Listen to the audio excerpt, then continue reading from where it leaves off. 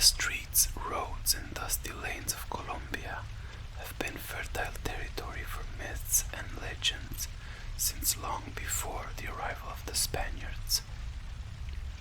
Tales of La Patasola, a one-legged wailing banshee that forever sought her child, and of El Duende, a backwards-footed goblin that led travelers to their doom, nibbled at the corners of journeymen's ease for centuries. Although these stories mainly troubled those living in or passing through rural areas, the growth of cities brought with it a new breed of urban legend, rooted in the primal distrust of modern technology that we still harbor somewhere deep inside. An example of this is the phantom bus that allegedly roams the city streets at night. Supposedly, the young women who board it alone are found mutilated in overgrown, outlying fields a few days later, with the frozen look of abject terror illustrating the moment of their last tormented breath. That being said, given that you're certainly not a young woman, and that is 5:30 on a Tuesday afternoon, phantom buses and handicapped gremlins are the last thing on your mind.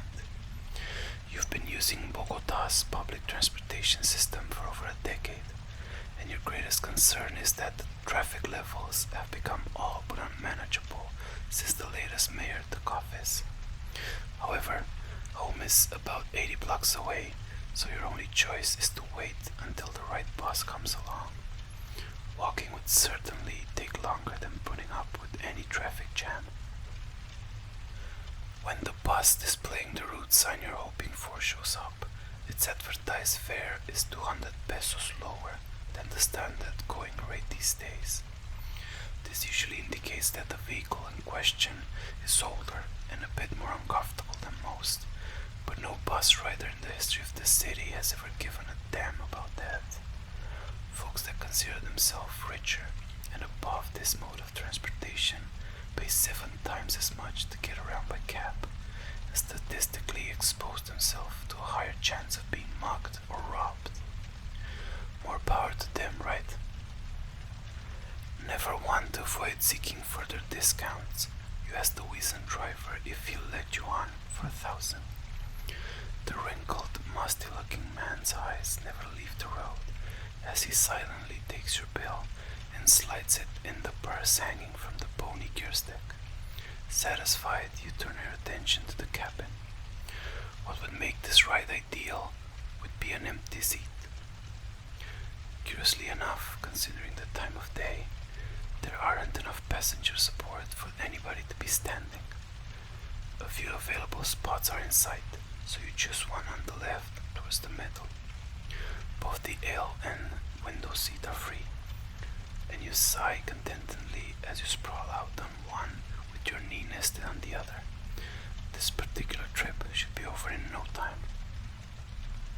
The driver's radio is off, and your phone's battery ran out an hour ago, so you pass the time by staring out the window and watching vendors ply their wares and car drivers nod along to whatever music they're enjoying. Your position eventually starts taking a toll on your back, so you straighten up and take the chance to examine your fellow passengers. None of them seem to be riding together, given that everybody's quietly facing the front of the bus. They are also all uncommonly old, not in the sense that they're all over 100, but in the sense that nobody seems to be under 75. You find this a bit odd, and for a brief moment, the idea that you don't belong there flashes through your mind. It's a silly thought, but combined with the bus's particularly strong, although not necessarily atypical smell of must and metal, makes you look forward to the end of the trip. Nevertheless, as there are another 30 or 40 blocks to go, you look out the window again, zone out, and let your mind wander for a while. The sight of Pacho's Bakery pulls you out of your reverie 20 minutes later. You get up and make your way past your silent companions to the rear exit, where you hunt for the little silver button that will let the driver know that you've reached your stop.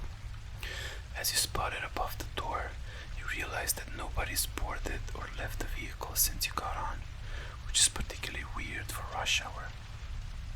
Shrugging it off as a weird coincidence, you press down on the button and grab onto the... You are sitting on your seat, facing the front of the bus. What the hell just happened? You look around and see that everybody is still where they were a moment ago. Trying to make eye contact with them is fruitless, since they all seem to be lost wherever it is that all minds wander. The thought of saying something runs through your head, but you decide against it. What would you say anyway? You're probably so zoned out that you simply imagined getting up to the ring to drive a spell. That's probably it. Daydreams are occasionally so vivid that leaving them is downright startling. Besides, you're already 2 blocks past your stop. Just call it a weird thing that happened on your way home, or whatever, but for now, you should just get off the bus. There's no point in having to walk back too far.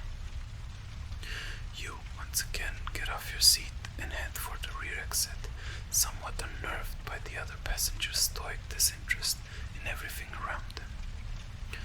There's the button, right where you remember it, except that you can't remember it, of course, since you've never actually been back here yet.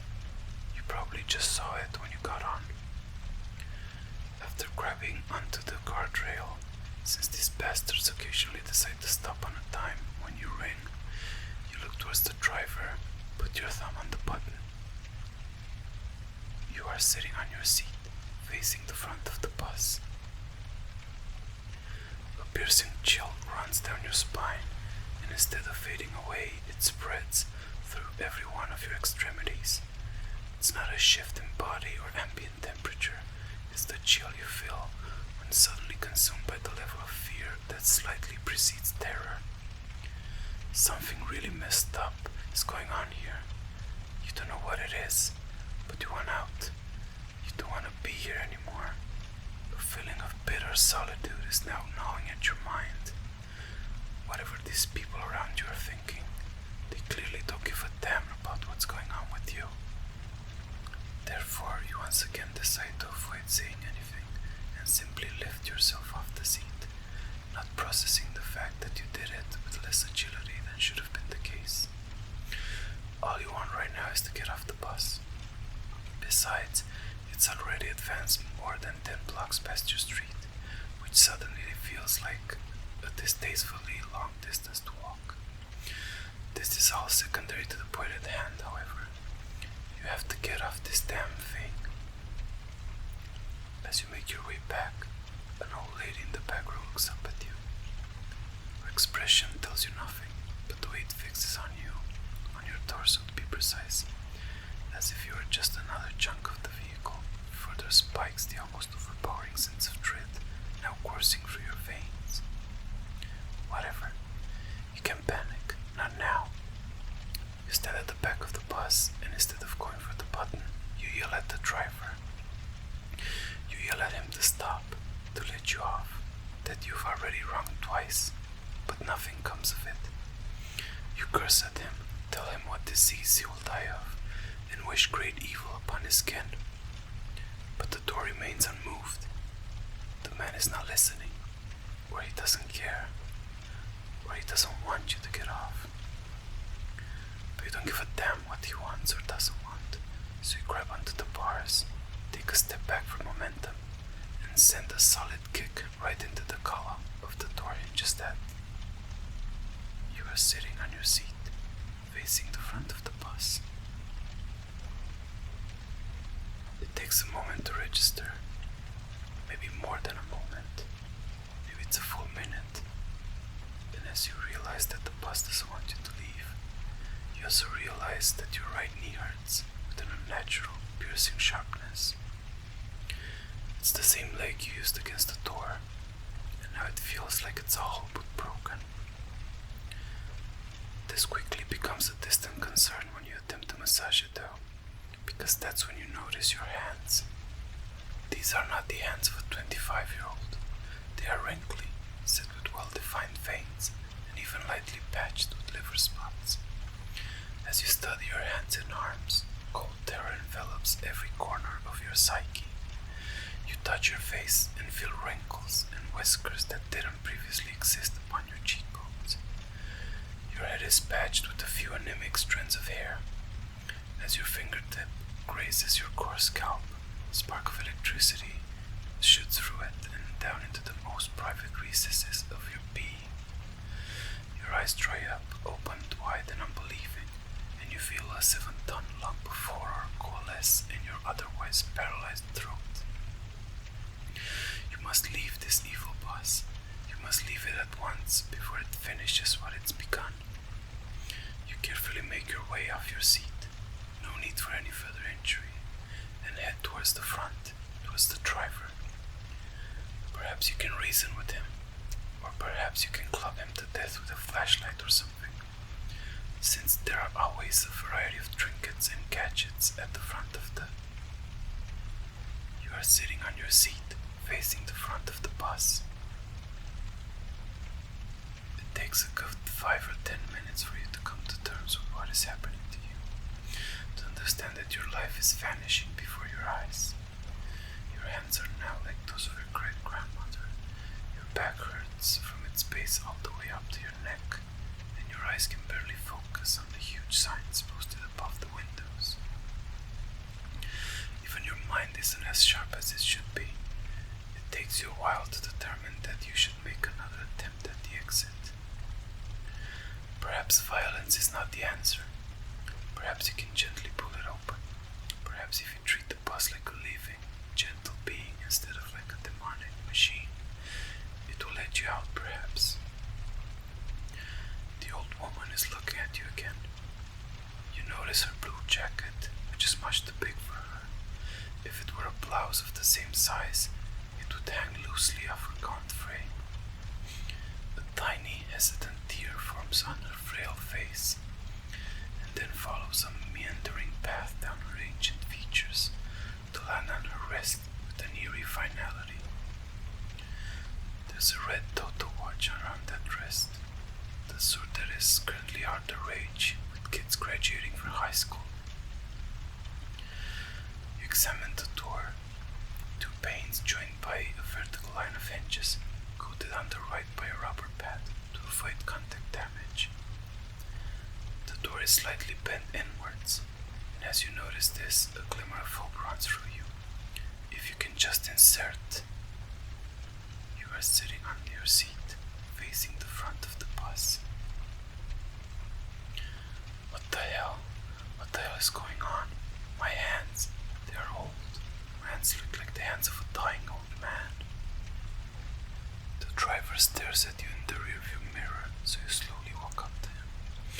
You yell at him and grab his face, screaming at him insistently to let you off. You mouth something you don't understand. His teeth, full of blood. Your teeth, the cracking. Oh my god, my teeth are crumbling to dust. What the hell? How long have I been here? Screw this. I'm breaking the window with my elbow even if it breaks. I don't want to die here in this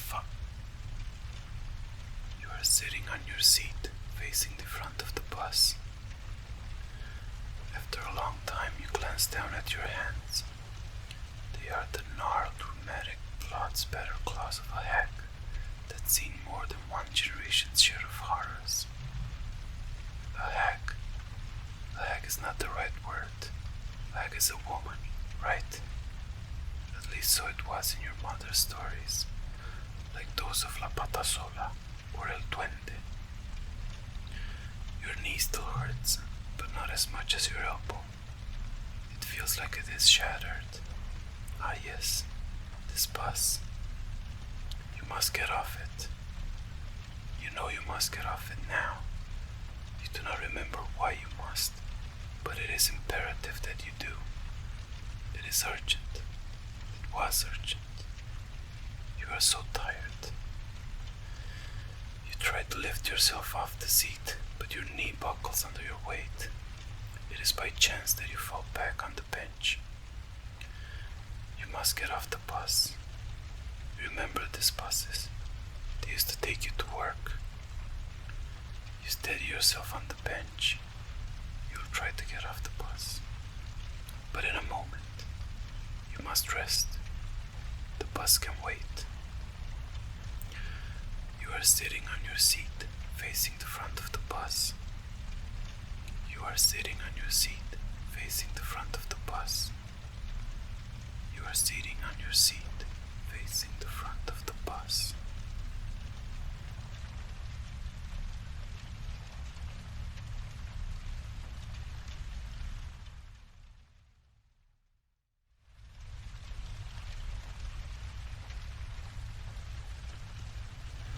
A man went to a hotel and walked up to the front desk to check in. The woman at the desk gave him his key and told him that on the way to his room there was a locked door with no number and that no one was allowed inside. She then justified that it was just a storeroom, out of bounds for all guests. She reminded him of this one rule several times before finally allowing him upstairs. He followed her instructions by going straight to his room and going to bed shortly after. However, the insistence of the woman had piqued his curiosity so much that the following night he walked down the hall to the door and tried the handle. Surely enough, it was locked. He then bent down on one knee and looked through the wide keyhole. Cold air passed through it, chilling his eye. What he saw was a hotel bedroom, much like his own, and in the corner there was a woman whose skin was incredibly pale. She was leaning her head against the wall, facing away from the door. He stared in confusion for a while. Was this a celebrity? The owner's daughter? These questions almost convinced him to knock on the door, but he decided not to. As he was still looking at the woman, she turned around sharply, causing him to jump back. He slowly crept away from the door and walked back to his room, hoping she would not suspect that he had been spying on her. The next day, he returned to the door for another peek. This time, all he saw was redness. He couldn't make anything out besides a distinct dark red color. Perhaps the woman knew he was spying on her the night before and had blocked the keyhole with something red. He felt embarrassed that he had made the woman so uncomfortable and hoped that she had not filed in a complaint with the hotel's management. At this point, he decided to consult the woman at the front desk for more information about the room. She sighed and asked, "Did you look through the keyhole?" The man nodded and she replied, "Well, I might as well tell you the whole story of what happened in that room. A long time ago, a guest murdered his wife in there, and we find that even now, whoever stays there gets very uncomfortable. Those people were not ordinary though. They were white all over, as pale as snow, except for their eyes, which were red."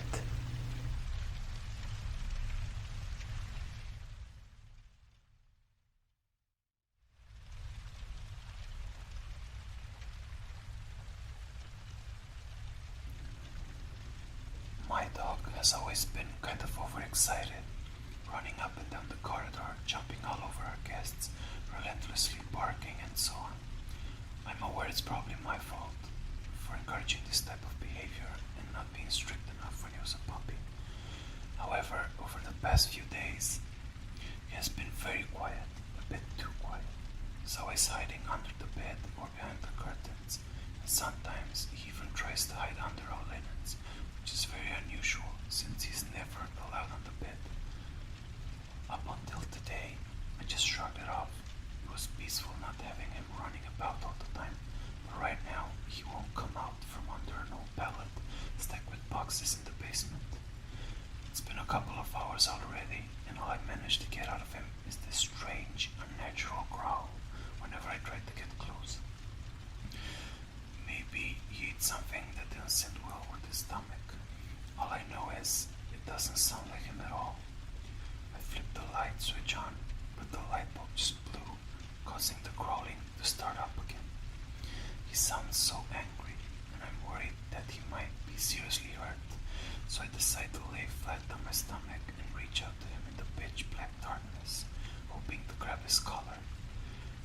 slowly adjust to the darkness, I feel his warm breath on my hand, joined by the slight yet eerie vibration of his guttural growl.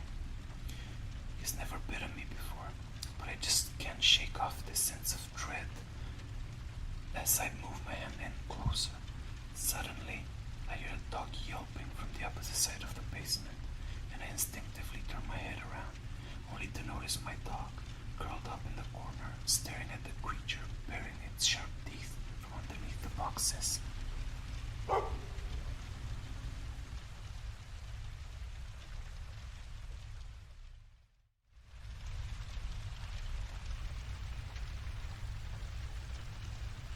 I've been lying down for hours now. It's 5:45 a.m. and there's not much I can do. You know what the worst part of my situation is?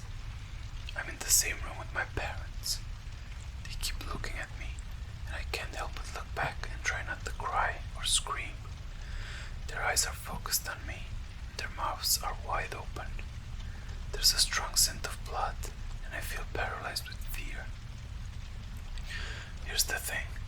The second I make any hint that I'm not asleep anymore, I'm completely screwed. I will die, and there's nobody around to save me.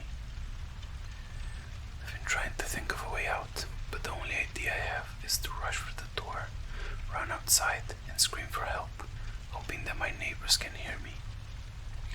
It's risky, but if I stay here, I'll surely die. He's waiting for me to wake up and see his masterpiece. You're probably wondering what's going on. I do get ahead of myself sometimes. About 3 hours ago, I heard screaming from the other side of the house. I got out and went to check on the noise before realizing that I had to use the restroom. Instead of doing the smart thing and investigating, I used the bathroom first. I could have gotten killed right then for my stupid actions, but actually did my business and took a peek outside the bathroom. There was blood on the carpet. I panicked and ran back to my room, hiding under my sheets like the coward I was. I tried to convince myself to go back to sleep. There was just some really vivid dream or something. But then I heard my bedroom door open. Like the terrified child I was, I peeked from under my blankets to see what was going on. I could see something dragging my dead parents into the room. It was not human, I can tell you that. It was hairless, with no eyes and no clothing. It walked like a caveman, with its back slouched as it dragged my parents. But this thing was much smarter than any caveman. It was aware of what it was doing. It propped my dad up on the edge of my bed and made him face me. It then sat my mother down in the chair and positioned her towards me as well.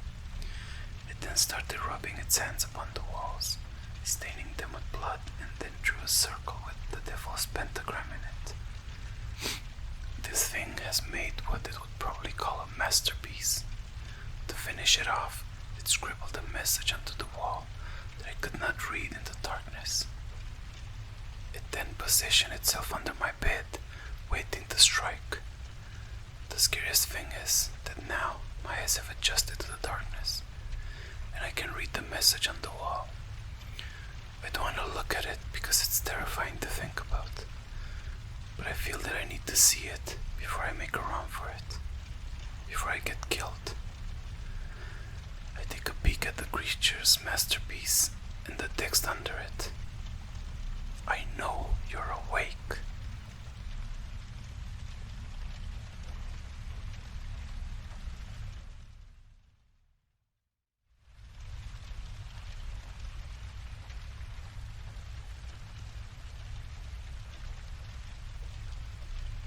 A beautiful young girl is left home alone with only her dog to protect her.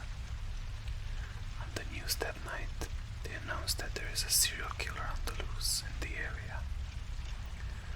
Before she goes to bed, she locks all the doors and also tries to lock all the windows. But the one in the basement won't lock, so she decides to leave it unlocked, but locks the basement door and goes to bed. The dog takes its customary place under her bed. In the deep of the night, she awakens to a dripping sound coming from her bathroom. Half awake, the girl feels the comforting lick from her dog and falls back to sleep. She awakens to the dripping sound, reaches her hand down to the dog, where she feels the reassuring lick and falls back to sleep.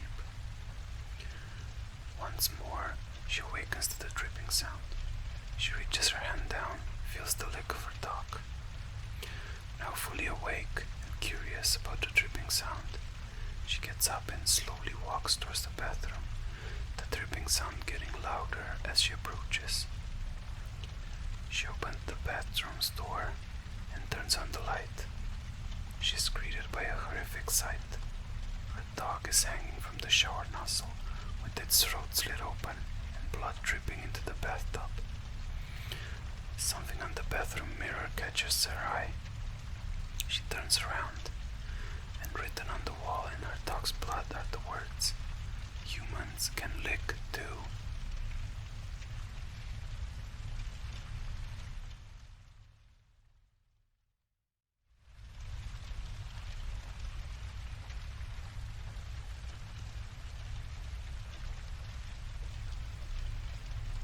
There was a hunter in the woods.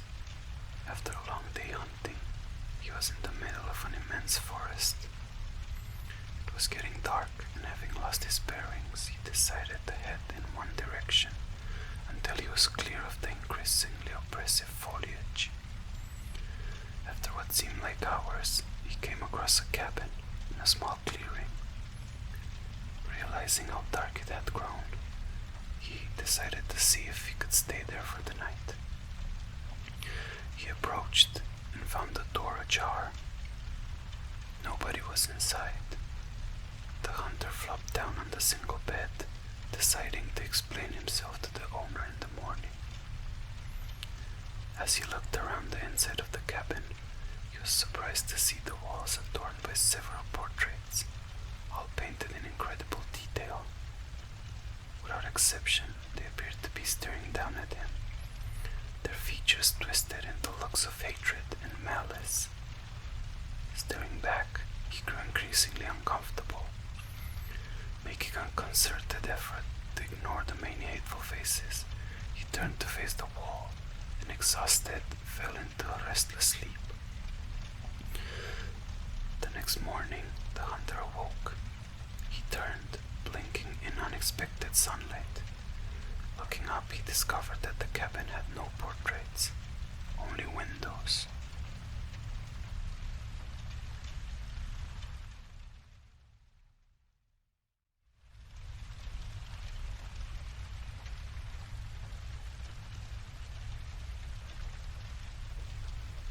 I've had them ever since I was a kid. I can remember being incredibly self-conscious about them, hiding them in my pockets or under books and bags. The kids at school never said anything to my face, but I knew they were laughing behind my back. I remember asking my parents to take me to the doctor to get them checked out. The growths on my hands seemed to be the elephant in the room back then, since they'd just say I was fine and change the subject. But I knew better. I had tried to remove them as a child, but without avail. Scissors, knives, potato peelers. Trying to cut or scrape them off was always a lost cause, because I couldn't continue once the pain kicked in. But today was different.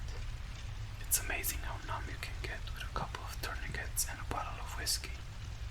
I was originally planning to use a sharp knife, but figured that trying to slice through the tough flesh of the growths would be too arduous in my drunken state. So I opted for the slightly more technological plan B. I had to hurry though. I was already pretty lightheaded and was starting to feel dizzy. My hands and forearms, nearly blue from the lack of circulation, couldn't wait much longer either. The whirring of the blender helped to put me in a sort of trance, ready to do what I had wanted to do since I first looked down at my strange deformity. shoved my left hand in first. The immediate sensation of sharp blades slicing through flesh was jarring, but I was surprised at how well the alcohol was working. I expected it to hurt more. I could hear the sharp metal churning and cutting, working perfectly as planned. I pressed my hand down harder. All those bad memories, all of the embarrassment,